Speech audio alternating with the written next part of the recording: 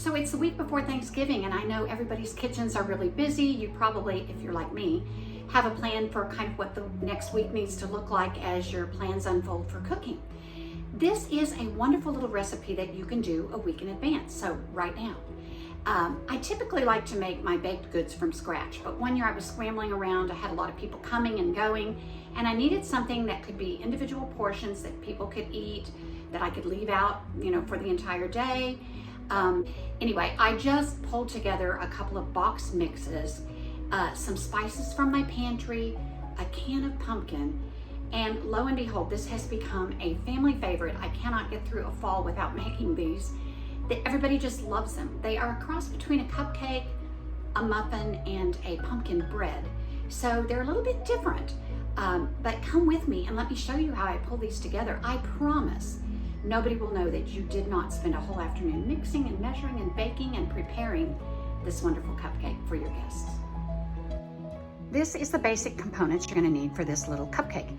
A can of pumpkin, 1 egg, a spice cake mix, and a gingerbread cake or cookie mix, a half a stick of butter, and a bowl. And then for your frosting, you're going to need powdered sugar, cream cheese, and a stick of butter.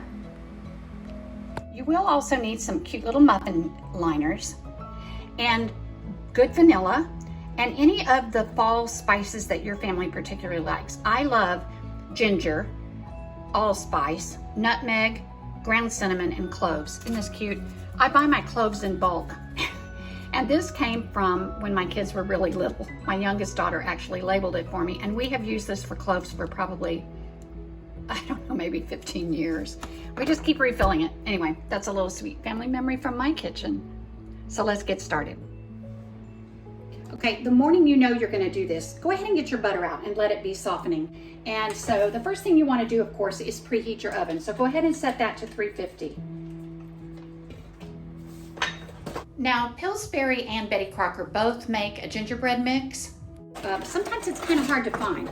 So I just found this at Whole Foods. This is such an easy forgiving recipe. It doesn't really matter what brand you use. Just dump your mixes in a big mixing bowl.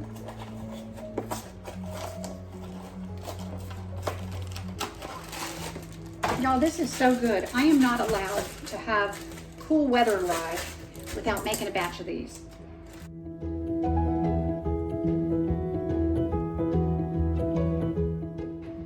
I do want these two mixes to be combined pretty well.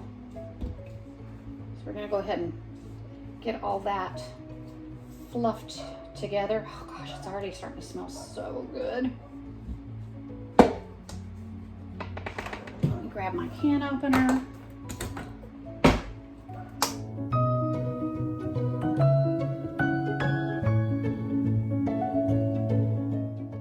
Just plop that whole can of pumpkin in your bowl. How many ounces? Just so you know, 15 ounces.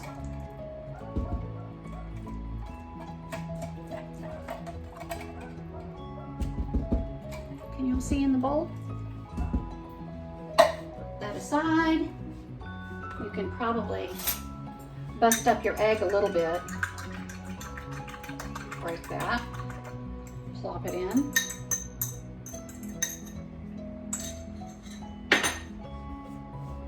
And half a stick of butter.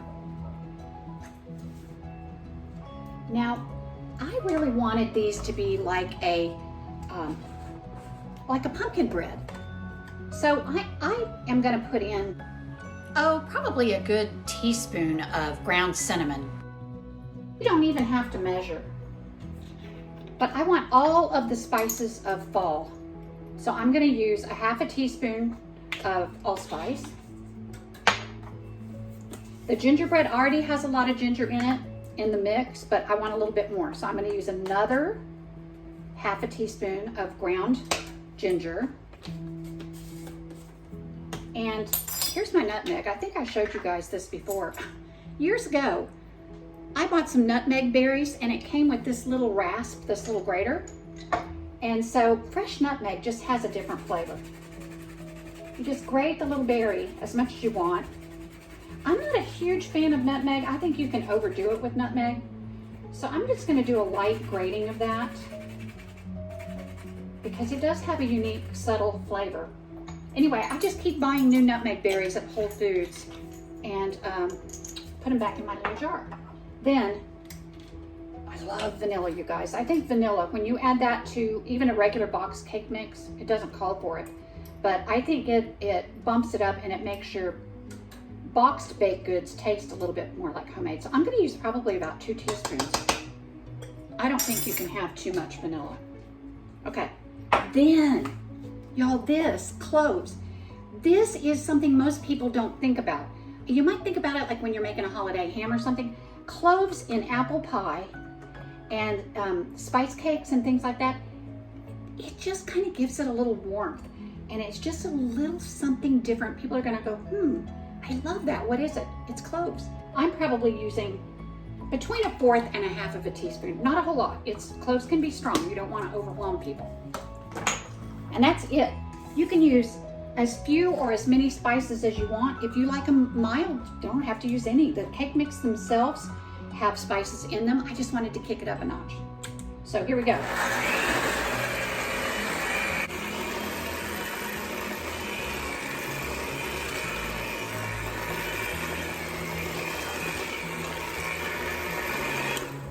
I know you're gonna think it looks like it's not gonna come together, like it's gonna be too dry, but I promise, persevere. Good things come to those who wait, right?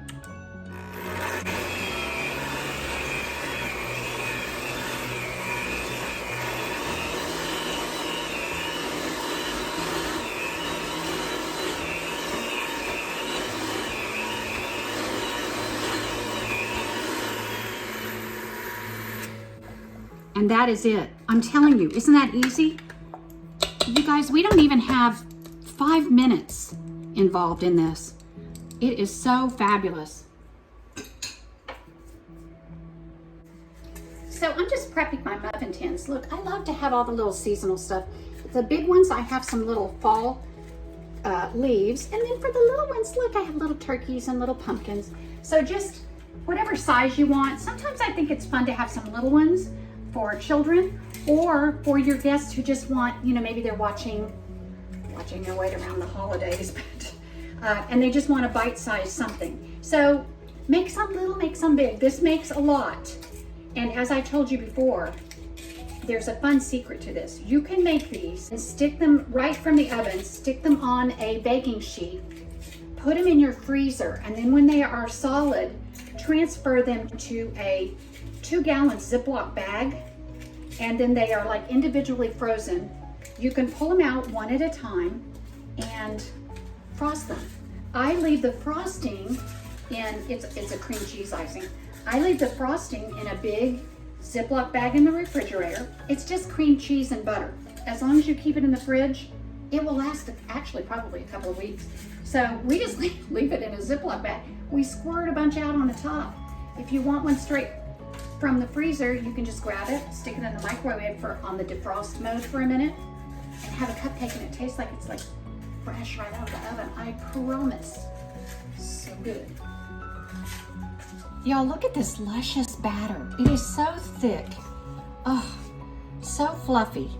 So you're just gonna wanna put, fill your muffin cups. These little ones, they only take, a teaspoon or so of batter. Now for my large ones, I like to use a ice cream scoop. I only have a really large ice cream scoop and a really small ice cream scoop, so I'm using my large one, but I'm only filling it at about maybe 1/3 full. But this is just kind of less mess, easy to fill, and kind of makes more of a uniform size. Here are all my muffin tins filled. It made just shy of 2 dozen large and 1 dozen small muffins. So since it only made 23, I don't know if you guys have ever heard about doing this, but if you have one extra hole where a cupcake should have gone and you didn't have enough batter, fill it up with some hot water when you put all of this in your oven. And then actually when the heat from the oven heats this water, it will create a little bit of steam in your oven, and it makes your baked goods even a little bit more moist. So you can do that if you're shy, 1 or 2. Alrighty then, into our preheated 350 degree oven these little guys go. So they're gonna be in there for about 15 to 18 minutes. A regular toothpick test is not gonna work with these. We want the toothpick to come out with just a little bit of batter on it, so they'll be a little extra moist. Now we just wait. So exciting and so yummy. Okay, here we go. I'm gonna check these. Oh my goodness, you guys.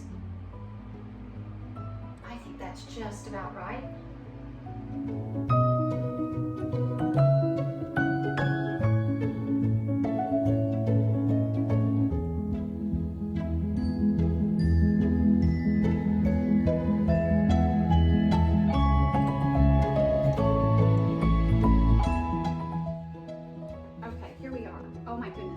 You guys, this makes your house smell so good.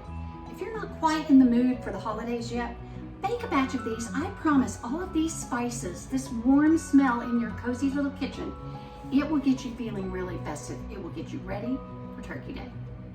So I'm just going to take each one of these little guys out and let them cool on some baking racks.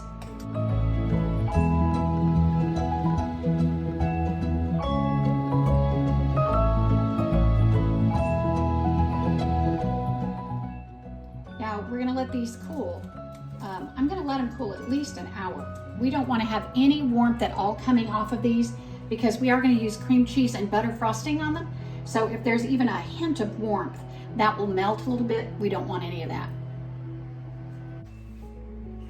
Okay, I am not going to belabor the process of the cream cheese frosting. You guys have all made that before. I know that you know how easy it is. You just start with 1 block of cream cheese and 1 stick of butter. You want those to have been left out at room temperature so that they're really, really soft. Sometimes I even leave mine out from the night before. I promise it's not gonna go bad. So we're just gonna plop those in our bowl.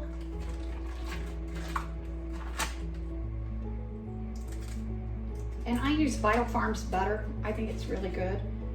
This is unsalted. And by the way, I do not use a low-fat cream cheese. This is not the place to save a calorie or two. This is the holidays. You want everything to be rich and fabulous.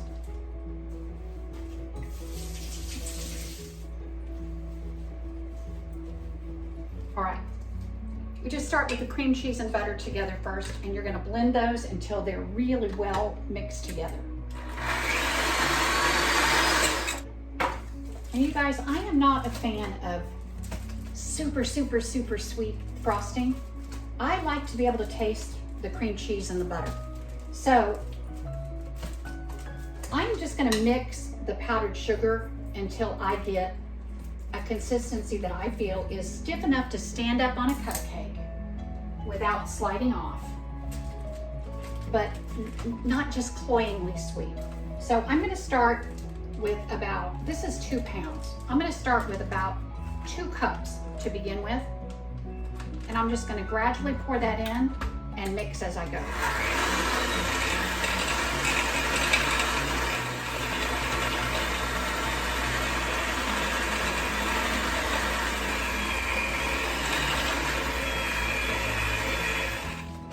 Okay, I want it just a little bit thicker. So I'm probably adding a whole pound, which is about between 3 and 3.5 cups of powdered sugar.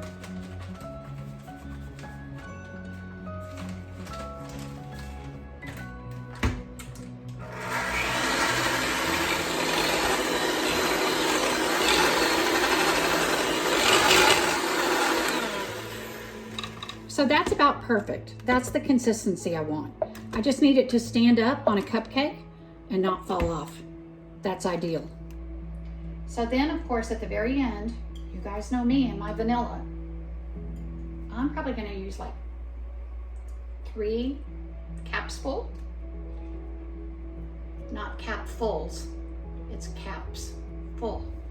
A little grammar lesson today.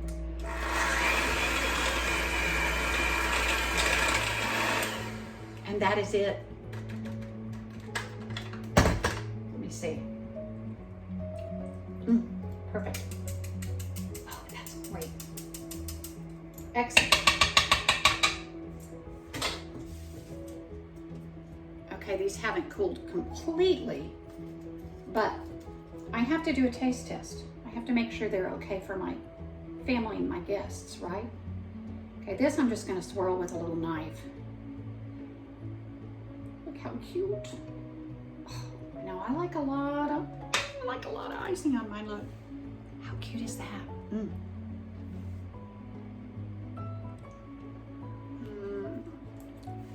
Look at that.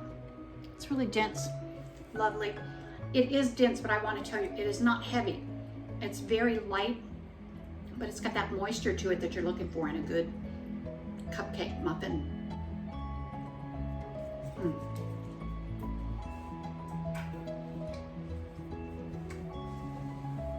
Now, I want to tell you, Phoebe and I like to pretend that these are a breakfast muffin. So many a time, we will have these without icing, or we'll just take the wrapper off for breakfast in the morning, tell ourselves we're gonna have it without icing, that it's a muffin, and then we'll just squeeze a little bit on anyway. Delicious. I'm just gonna put all of the frosting in a big 1 gallon Ziploc bag. I just kind of fold it back over my hand so that I can get it all in there without making a mess. You can use a piping tip in the corner if you want with a coupler. Honestly, I just like a little round circle on my cupcakes or muffins or whatever you want to call these. So I typically just clip a little hole in the corner and call it good. Okay, then once you've got that all filled up, you just press the air out of the corners of the bag, zip it up well, and there you go. You're ready to frost your cupcakes. So I frosted a few of these, but just to show you what I do, it's just a hole in the bottom of your forcing bag. I start around the perimeter, give it a pretty firm press, and then I make a circle, and I just fill that circle in, kind of like when you're flooding a cookie. And then I just come to the top and make a little point. Then just keep going. Use as much or as little on your cupcakes as you want, but it is the holidays and I want quite a bit. So now I've only frosted part of my cupcakes. The rest, you know, I'm putting in the freezer. So what I do, I just take a little binder clip. You know these little binder clips? I fold the tip where I had cut a little hole in the corner. I just fold that closed, put a little binder clip on it, and then I put that whole thing back in the fridge. And like I told you, this will stay fresh for, I don't know, at least a week, until Thanksgiving's over anyway. So there you have it. Isn't that a thing of beauty? Luscious, thick icing, a nice, dense, moist spice cake. Perfect for the holiday.